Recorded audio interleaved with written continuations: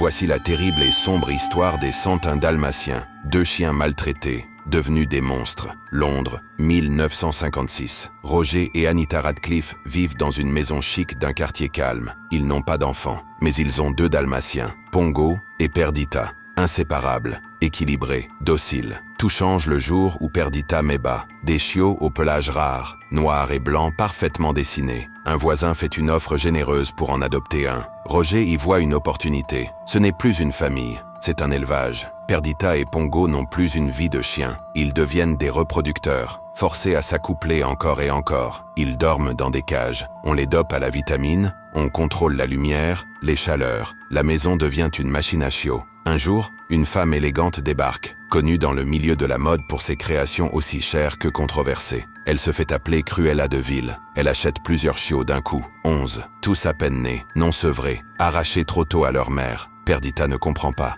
Elle cherche, gratte, gémit. Pongo hurle chaque nuit, jusqu'à s'en blesser la gorge. Ils tournent en rond, refusent de s'alimenter. Les jours passent, puis les aboiements cessent. Une voisine appelle la police après avoir entendu des bruits terrifiants, des chocs, des grognements, des cris étouffés, puis plus rien. Quand les autorités entrent, elles découvrent l'horreur. Roger et Anita sont retrouvés morts dans leur propre salon, leur corps lacéré, partiellement dévoré. Le sol est couvert de sang, de griffures, de crocs cassés. Pongo et Perdita ont disparu. La porte était ouverte. La nuit tombée, on n'a jamais retrouvé leurs traces. Et toi, quelle prochaine histoire veux-tu entendre ?